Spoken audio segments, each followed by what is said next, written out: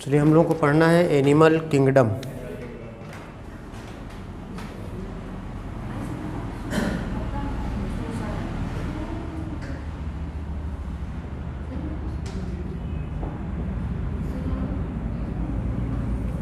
Animal kingdom में हम लोग पढ़ेंगे, आपने बायोलॉजिकल क्लासिफिकेशन में पढ़ा था कि एनिमल किंगडम में आने वाले सारे ऑर्गेनिजम्स मल्टी सेलुलर होंगे। इनकी सेल वॉल इनमें नहीं पाई जाएगी, सेल के ऊपर सिर्फ सेल मेम्ब्रेन पाई जाएगी, पढ़ा था। अब यहाँ पर हम लोग एनिमल किंगडम में सारे ऐसे ऑर्गेनिज्म पढ़ेंगे जो मल्टी सेलुलर होते हैं, हेट्रोट्रॉफिक होते हैं। कैसे होंगे? मल्टी सेलुलर एंड हेट्रोट्रॉफिक होंगे, जो दूसरे पर डिपेंड होते हैं फूड के लिए। अच्छा, सारे के सारे ऑर्गेनिजम्स मल्टी सेलुलर हैं, हर एक ऑर्गेनिज्म अलग अलग होगा, लेकिन फिर भी इनमें कुछ सिमिलैरिटी पाई जाएगी। कुछ सिमिलैरिटी ये पाई जाएगी जैसे कि सेलुलर ऑर्गेनाइजेशन, जैसे होंगे तो सारे मल्टी सेलुलर, लेकिन कुछ में टिश्यूज़ बनेंगे, कुछ में ऑर्गन बनेगा और कुछ में ऑर्गन सिस्टम बनेगा। जैसे अगर बहुत सारे ऑर्गेनिजम्स ऐसे हैं जिनमें ऑर्गन सिस्टम बनेगा तो वो सारे सिमिलर तो हो गए ना, सब में ऑर्गन सिस्टम बन रहा है। वैसे तो बहुत सारे डिफरेंसेस हैं, लेकिन इसके बाद भी कुछ ना कुछ सिमिलैरिटीज़ पाई जाती हैं। वो कौन कौन सी सिमिलैरिटीज़ होती हैं वो हम लोग यहाँ पर सबसे पहले पढ़ेंगे जनरल कैरेक्टर, और इसके बाद एक एक करके हम लोग फाइलम पढ़ेंगे। तो अगर हम यहाँ पर बात करें सबसे पहले कैरेक्टर की, तो हम लोग यहाँ पर पढ़ेंगे बॉडी ऑर्गेनाइजेशन। बॉडी ऑर्गेनाइजेशन जिसे हम बोलेंगे किस तरह का ऑर्गेनाइजेशन है बॉडी का। सिर्फ सेल बनेगा, सेल ही रह जाएगा, या टिश्यू का फॉर्मेशन होगा, या टिश्यू के बाद ऑर्गन बनेगा, या ऑर्गन सिस्टम बनेगा। ऐसे ही हम लोग पढ़ेंगे आगे चल के। इसी में बॉडी ऑर्गेनाइजेशन के बाद जैसे सिमेट्री पढ़ेंगे। सिमेट्री का मतलब डिवीज़न होता है बॉडी का, कोई बॉडी डिविजिबल है या डिविजिबल नहीं है, क्या होता है सिमेट्री, अभी हम लोग एक एक करके पढ़ेंगे। उसके बाद हम जर्मिनल लेयर पढ़ेंगे, डिप्लोब्लास्टिक एंड ट्रिप्लोब्लास्टिक क्या होता है वो पढ़ेंगे। फिर हम लोग पढ़ेंगे सीलोम, किसमें सीलोम पाया जाता है और किसमें सीलोम नहीं पाया जाता। उसके बाद पढ़ेंगे नोटोकॉर्ड, तो एक एक करके उसके बाद हम लोग पढ़ेंगे सेगमेंटेशन। तो ज़रा देखो यहाँ पर एनिमल किंगडम में बहुत सारे डिफरेंसेस होने के बावजूद कुछ न कुछ सिमिलैरिटीज़ भी पाई जाती हैं। जैसे देखना, पहली हेडिंग देखो, basis of classification. In spite of differences in structure and form of different animal, there are fundamental feature common to various individual in relation to the arrangement of cell, body symmetry, nature of coelom, pattern of digestive system, circulatory और reproductive system। मतलब बहुत सारे differences होते हैं, लेकिन differences के अलावा कुछ सिमिलैरिटीज़ भी पाई जाती हैं। चलो ज़रा आगे देखते हैं लेवल ऑफ ऑर्गेनाइजेशन, जिसे हम बोलते हैं बॉडी ऑर्गेनाइजेशन। दो all member of Animalia underline कर सकते हो, all member of Animalia are multi cellular. हमने पहले ही पढ़ा कि सारे के सारे जो एनिमल्स होते हैं वो कैसे होते हैं, मल्टी सेलुलर होते हैं, क्योंकि जो यूनिसेलुलर वाले हैं उनको कहाँ रख दिया गया, किंगडम प्रोटिस्टा में रख दिया गया। All of them do not exhibit the same pattern of organisation of cell. सब में एक ही जैसा सेल का ऑर्गेनाइजेशन नहीं होता, कुछ में टिश्यू लेवल का ऑर्गेनाइजेशन होगा, कुछ में ऑर्गन लेवल का ऑर्गेनाइजेशन होगा, कुछ में ऑर्गन सिस्टम लेवल का ऑर्गेनाइजेशन होगा। हमें ये पता है cell the unit of life से ना, कि सेल जो होती हैं ग्रुप ऑफ सेल्स क्या फॉर्म करती हैं, टिश्यू, और जो टिश्यूज़ होते हैं ये क्या फॉर्म करते हैं, ऑर्गन, और जो ऑर्गन होते हैं क्या फॉर्म करते हैं, ऑर्गन सिस्टम। तो हम यही देखेंगे यहाँ पर किस में सिर्फ टिश्यू तक ही बन के रह जाता है, किस में ऑर्गन बनता है, और किस में आगे चल के ऑर्गन सिस्टम बनता है। तो ज़रा देखना, फॉर एग्जाम्पल द स्पंजेज, सिर्फ उतने अंडरलाइन करना, स्पंजेज क्या अंडरलाइन करोगे, स्पंजेज। Cells are arranged as loose cell aggregates, that is they exhibit cellular level of, underline करना, cellular level of organization।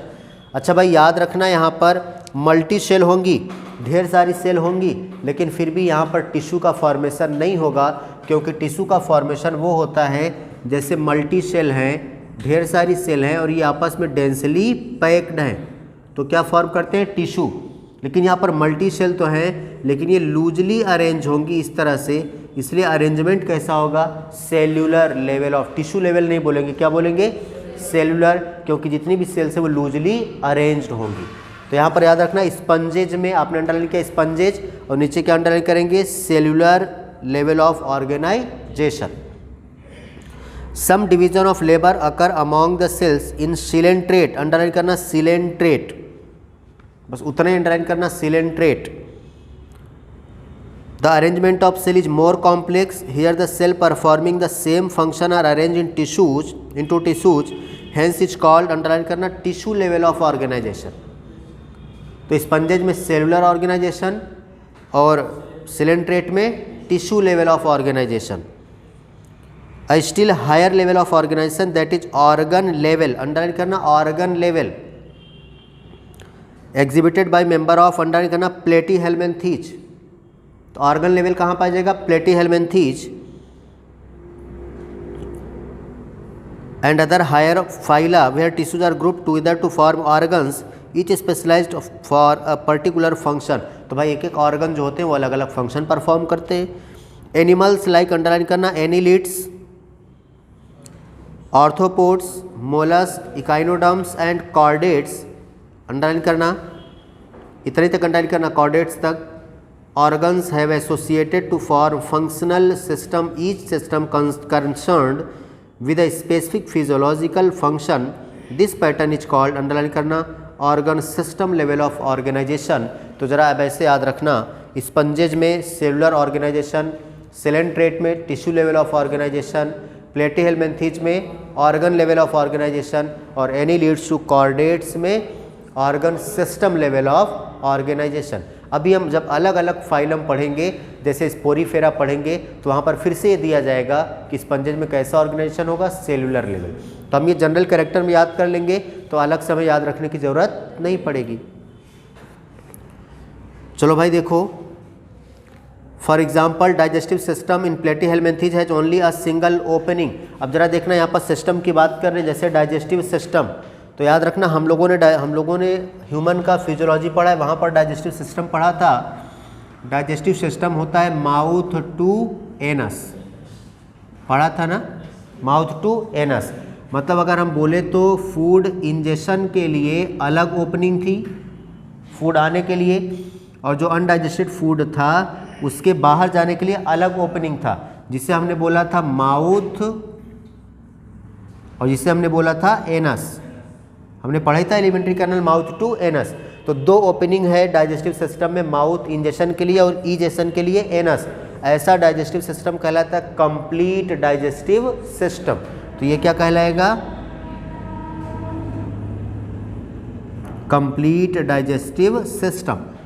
लेकिन जहां पर सिर्फ एक ही ओपनिंग होगी, याद रखना, जैसे इस तरह से सिर्फ एक ही ओपनिंग होगी, यही माउथ का भी काम करेगा और यही एनस का भी काम करेगा। इस तरह के डाइजेस्टिव सिस्टम को बोलते हैं इनकम्प्लीट डाइजेस्टिव सिस्टम। क्या बोलेंगे? Incomplete digestive system. अच्छा, आपने इसके अलावा आपने सिस्टम पढ़ा है सर्कुलेटरी सिस्टम,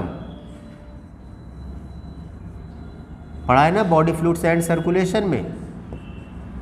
सर्कुलेटरी सिस्टम आपने दो टाइप का पढ़ा था, कौन कौन भाई? Open and close. तो बोलो ओपन में आपने क्या पढ़ा था? जहां पर ब्लड वेसल्स नहीं होंगी, ब्लड वेसल्स नहीं होंगी, जब ब्लड हार्ट से निकलेगा डायरेक्ट जाएगा कहाँ? टिश्यूज़ में। टिश्यूज़ बाथड होती है, डूबी हुई होती है कहाँ? फ्लूइड में या ब्लड में। और लेकिन क्लोज सिस्टम में यहाँ पर आर्टरीज होती हैं, यहाँ पर वेन्स होती हैं, यहाँ पर कैपिलरीज होती हैं। एक क्लोज्ड वेसल में ब्लड फ्लो करता है, तो इसे क्या बोलेंगे? Closed circulatory system. तो ज़रा याद रखना ये ओपन और क्लोज होता क्या है। अब यहाँ पर देख लो, तो प्लेटीहेल्मिन्थेज में जो सर्कुलेट ये डाइजेस्टिव सिस्टम होगा कैसा होगा? इनकम्प्लीट। तो अंडरलाइन कर लो platyhelminthes, for example digestive system in platyhelminthes, underline करो platyhelminthes has only a single opening that to the outside of the body that serve as underline करना serve as both mouth and anus, hence it is called underline करना incomplete। तो प्लेटीहेल्मिन्थेज में incomplete digestive system, एक ही opening होगी जो mouth और anus दोनों का काम करेगा। चलो भाई आगे, a complete digestive system has underline कर लो two opening mouth and anus. और ऐसे करें इसी तरह सर्कुलेटरी सिस्टम भी दो तरह का होता है, क्लोज्ड और ओपन। तो ज़रा देखो open type, in which the blood is pumped out of the heart and the cells and tissue are directly bathed in it. हमने आपको बताया है ना, हार्ट से ब्लड पंप होता है, सीधा कहाँ जाता है, टिश्यू में, टिश्यू उसी में बाथ्ड होती है, फ्लूइड में या ब्लड में। लेकिन क्लोज टाइप में टिश्यू के अंदर, सेल के अंदर तक वेन्स जाती, कैपिलरीज जाती हैं, एक वेसल्स होती है, उसके द्वारा जाता है अंदर ना। तो आगे देखो closed type, in which the blood is circulated through a series of vessel of varying diameter, जैसे आर्टरीज, वेन और कैपिलरीज, सबका डायमीटर हम लोगों ने पढ़ा है। तो आर्टरीज, वेन और कैपिलरीज के द्वारा जाए तो क्लोज सिस्टम, और डायरेक्टली जाए तो ओपन सिस्टम। चलो भाई सिमेट्री, अच्छा सिमेट्री होती है बॉडी का डिवीज़न। सिमेट्री क्या होती है, बॉडी का डिवीज़न। जैसे मान लो कोई भी बॉडी पार्ट है,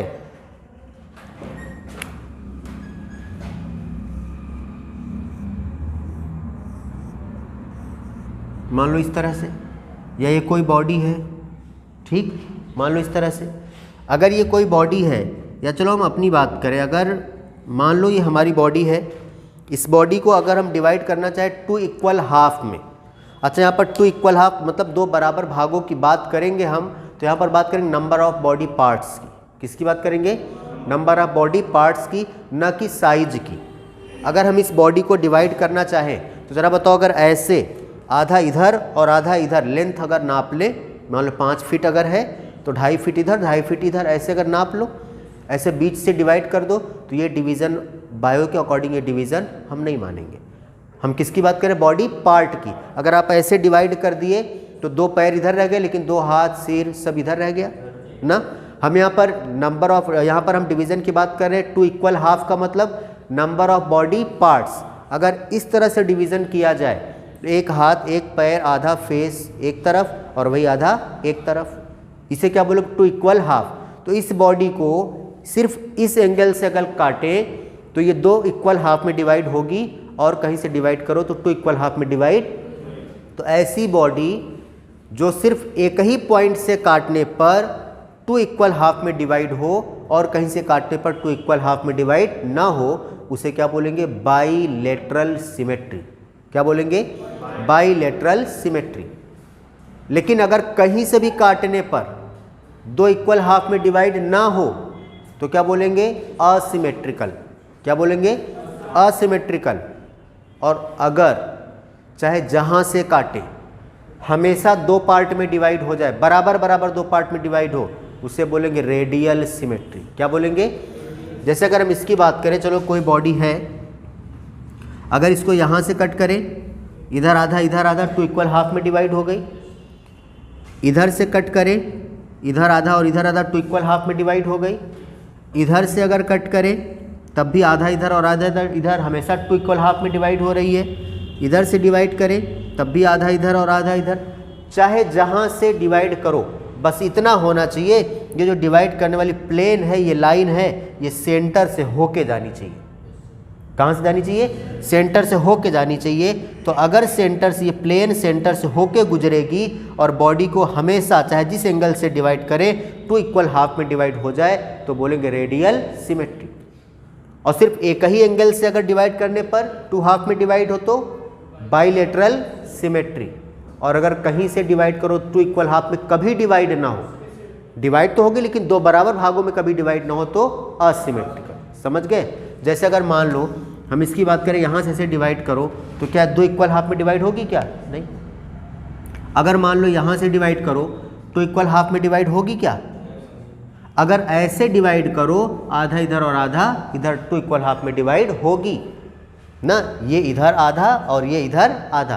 तो अगर हम मान लो ये बोले कि सिर्फ एक ही प्लेन से 2 इक्वल हाफ में डिवाइड हो पा रहा है, तो इसे हम क्या बोलेंगे, बाईलेटरल। तो ज़रा देखो भाई आगे, तो इसमें देखो ये यहाँ पर दिखाया गया है, क्या होगी, रेडियल सिमेट्री। रेडियल सिमेट्री उन्होंने बताया है, अगर ऐसे काटो तो भी 2 पार्ट में, लेकिन अगर ये इस तरह से यहाँ से ऐसे गुजारो तो आधा इधर और आधा इधर होगी 2 इक्वल हाफ में। यहाँ से लेके ऐसे काटो तो आधा इधर इसका और आधा इधर इसका ना, तो क्या होगी, 2 इक्वल हाफ में हमेशा डिवाइड होगी। तो आगे देखो सिमेट्री, देखो एनिमल्स कैन बी कैटेगराइज। देखो यहाँ पर फिगर भी बना है ना, रेडियल सिमेट्री और बाईलेटरल सिमेट्री का। Animals can be categorise on the basis of their symmetry, underline करो, स्पंजेज आर मोस्टली असिमेट्रिकल, मतलब स्पंजेज कभी भी दो इक्वल हाफ में डिवाइड नहीं हो सकते।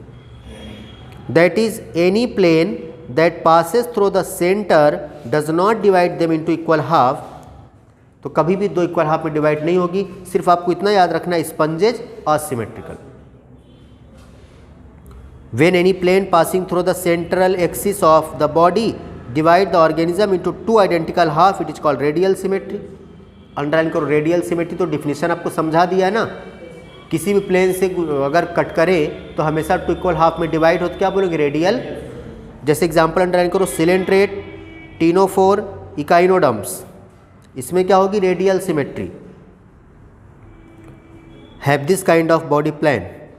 एनिमल्स लाइक अंडरलाइन करो, एनिलिड्स, आर्थ्रोपोड्स, वसुधरा अंडरलाइन करना, और सबसे नीचे अंडरलाइन कर लो बाइलेटरल सिमेट्री, बाइलेटरल सिमेट्री। तो आपको पता है रेडियल सिमेट्री क्या होती है, बाइलेटरल सिमेट्री क्या होती है, और एसिमेट्रिकल क्या होते हैं, जब जो कहीं से भी डिवाइड ना हो।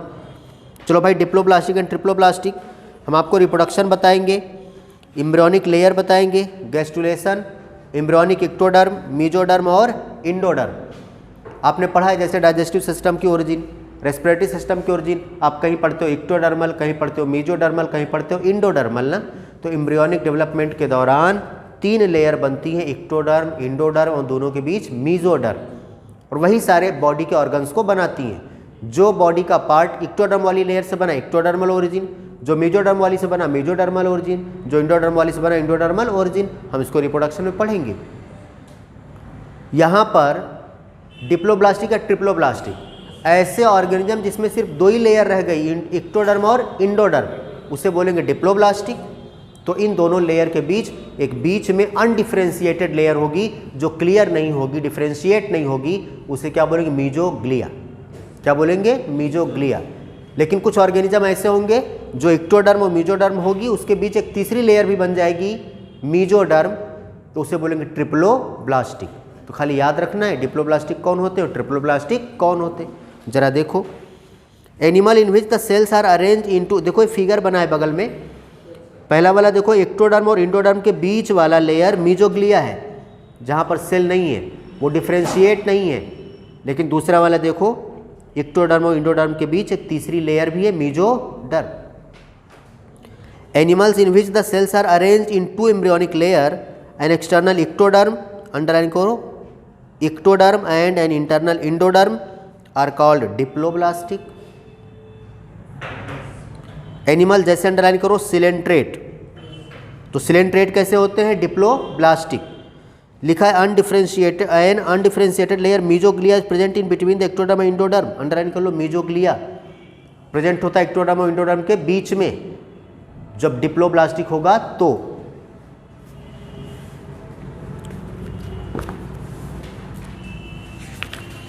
और आगे देखो, those animal in which the developing embryo has a third germinal layer, mesoderm, तो क्या हो जाएगा, ट्रिप्लोब्लास्टिक।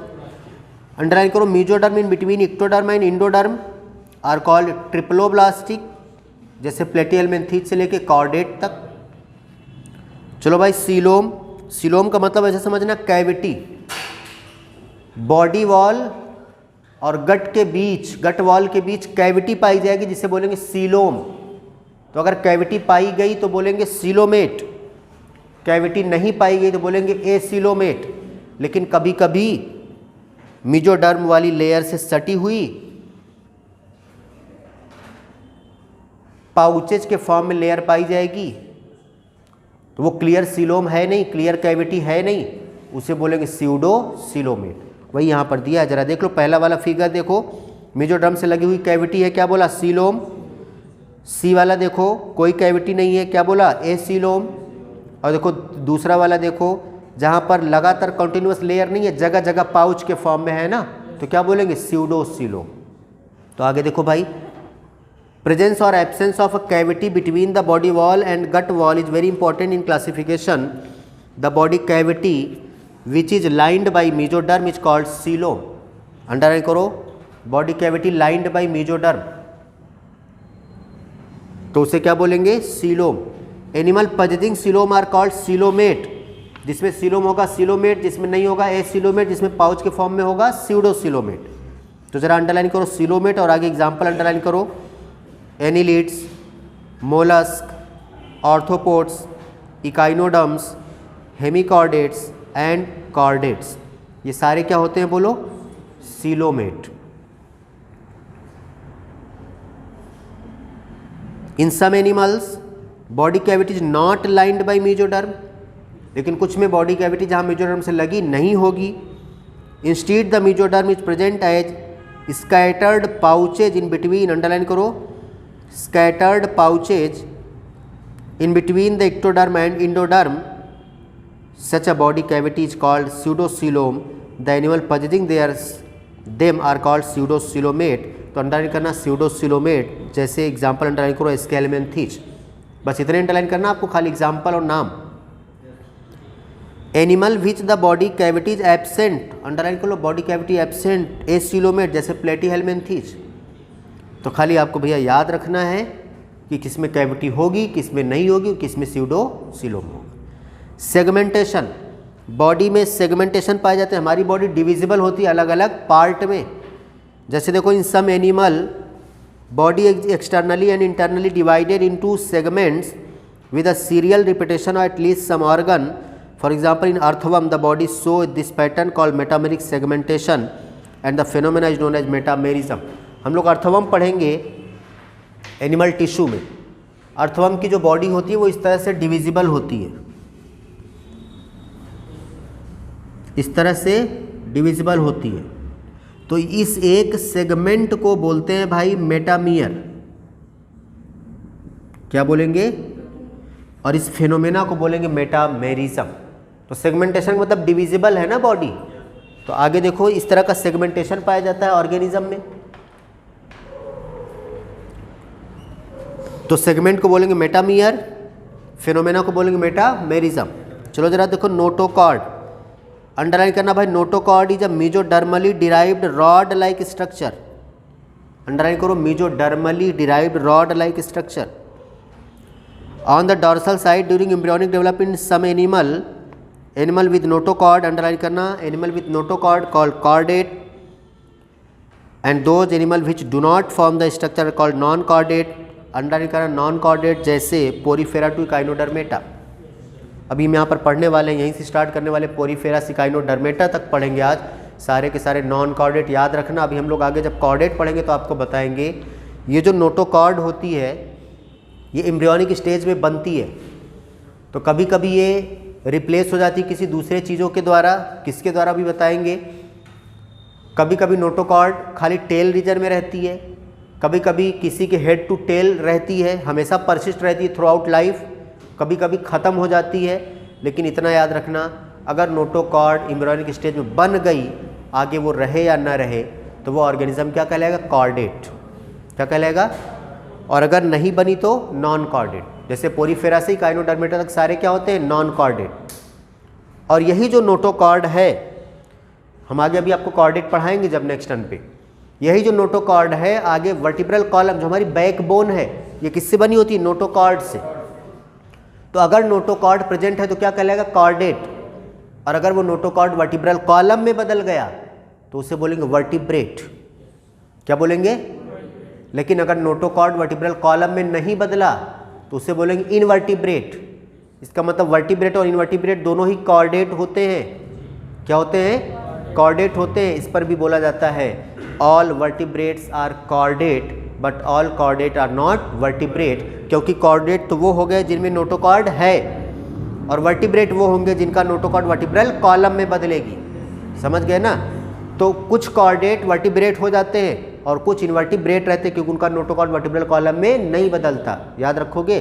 तो वर्टिब्रेट वही होंगे जिनका नोटोकॉर्ड वर्टिब्रल कॉलम में बदल गया। नोटोकॉर्ड था मतलब कॉर्डेट तो ये है ना, और वो किस में बदल गई, वर्टिब्रेट में। तो सारे वर्टिब्रेट कॉर्डेट होंगे, लेकिन सारे कॉर्डेट वर्टिब्रेट नहीं होंगे, क्योंकि कुछ कॉर्डेट ऐसे जिनका नोटोकॉर्ड वर्टिब्रल कॉलम में नहीं बदला, वो इनवर्टिब्रेट कहलाते हैं, समझ गए। तो all vertebrates are chordate but all chordate are not vertebrate, अभी आगे आएगा। चलो फिलहाल ये नोटोकॉर्ड हुआ। जरा देखो क्लासिफिकेशन ऑफ एनिमल, ये ऊपर देखो क्लासिफिकेशन दिया है, किंगडम एनिमैलिया, लेवल ऑफ ऑर्गेनाइजेशन जरा देखो जो टेबल ये दिया गया है। सेलुलर लेवल देखो कहाँ पर पाया जाता है, पोरीफेरा में, और पोरीफेरा असिमेट्रिकल होते हैं, एसीलोमेट होते हैं। चलो एनिलिडा आ जाओ, tissue level, organ system level का ऑर्गेनाइजेशन, सिमेट्री, रेडियल सिमेट्री और बाइलेटरल सिमेट्री होती है इनमें। रेडियल सिमेट्री में एसिलोमेटा में जैसे सिलेंड्रेट और टीनोफोरा, और बाइलेटरल सिमेट्री में प्लेटीहेलमिन्थेस से कॉर्डेटा तक बाइलेटरल सिमेट्री, लेकिन इन्हीं में जो प्लेटीहेलमिन्थेस वो एसिलोमेट है, एस्केहेलमिन्थेस स्यूडोसिलोमेट है, और एनिलिडा टू कॉर्डेटा सिलोमेट। याद रहेगा, जो आपने पीछे पढ़ा उसी को यहाँ पर अलग से बता दिया। ये टेबल याद रहे, पीछे जनरल कैरेक्टर यही है सारे। चलो भाई देखो, पहला phylum porifera. Member of this phylum are commonly known as, underline करो, स्पंजेज। इन्हीं को क्या बोलते हैं, स्पंजेज। अब देखो जितना जनरल कैरेक्टर अभी पीछे पढ़ा वो सारे अब यहाँ पर आने वाले। They are generally marine and mostly asymmetrical. पढ़ाना असिमेट्रिकल, पीछे जनरल कैरेक्टर में पढ़ाना स्पंजेज कैसे होते हैं, असिमेट्रिकल। तो अंडरलाइन करना चाहो तो कर लो असिमेट्रिकल, वरना अपने जनरल कैरेक्टर में पढ़ चुके हो, याद रखो। These are primitive multicellular animal. हाँ मल्टीसेलुलर है लेकिन टिश्यू का फॉर्मेशन नहीं हुआ। Primitive multicellular animal and have cellular level of organisation. पढ़ा था ना सेलुलर लेवल, मन करे अंडरलाइन कर लो, नहीं पीछे जनरल कैरेक्टर से याद रखोगे। स्पंजेज हैव अ वाटर ट्रांसपोर्ट और कैनाल सिस्टम। अंडरलाइन करो, वाटर कैनाल सिस्टम। ये वाटर कैनाल सिस्टम क्या होता है भाई,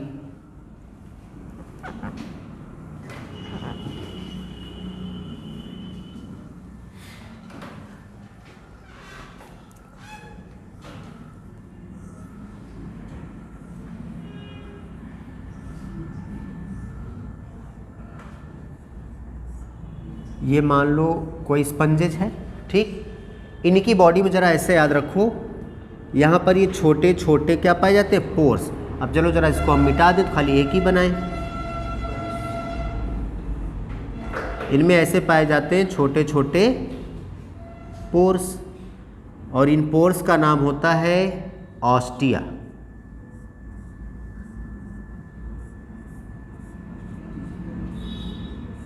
ऐसे याद रखना, ये छोटे छोटे जो पोर्स हैं इनका नाम होता है ऑस्टिया। यहाँ से वाटर इंटर करता है इनके बॉडी के अंदर, और ये एक ओपनिंग होती है, इसका नाम होता है ऑस्कुलम। क्या नाम है, ऑस्कुलम। तो देखो ये वाटर यहाँ से आता है, ऑस्टिया से इंटर करता है, और ऑस्कुलम से यहाँ से न्यूट्रिएंट लेके आता है, ऑक्सीजन लेके आता है, यहाँ पर प्रोड्यूस सारे वेस्टेज को यहाँ से कहाँ लेके चला जाता है, बाहर। क्लियर। तो ये ऑस्टिया और ये ऑस्कुलम। इसकी कैविटी को बोलते हैं स्पॉन्जोसील। क्या बोलेंगे, स्पॉन्जोसील। क्लियर। और यहीं पर इसी कैविटी से लगा हुआ इस तरह से पाया जाता है स्ट्रक्चर,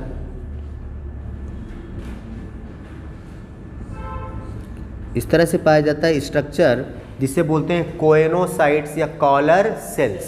क्या बोलेंगे, कोएनोसाइट्स या कॉलर सेल्स। जरा देखो, इससे ज़्यादा आपको पढ़ना नहीं है तो बताने की ज़रूरत नहीं है। जरा देखो यहाँ पर, sponges have a water transport और अंडरलाइन करो canal system. Water enter through ostia minute pores, लिखा है ना, तो कहिए ऑस्टिया यहाँ से वाटर इंटर करेगा। Body wall into a central cavity. Spongocoel from where it goes out through osculum. Spongocoel से, ये स्पॉन्जोसील यहाँ से ऑस्कुलम के थ्रू कहाँ चला जाएगा, बाहर। This pathway of water transport is helpful in food gathering. Food लेके आता है। रेस्पिरेटरी एक्सचेंज, भाई यहाँ से आएगा और यहाँ से गैस निकल जाएगी। रिमूवल ऑफ वेस्टेज, यहीं से एक्सक्रीटरी वेस्ट भी बाहर चले जाएंगे। अंडरलाइन करो, कोएनोसाइट्स और collar cells line the spongocoel and the canal. यही सटा हुआ होगा ये कॉलर सेल, समझ गए।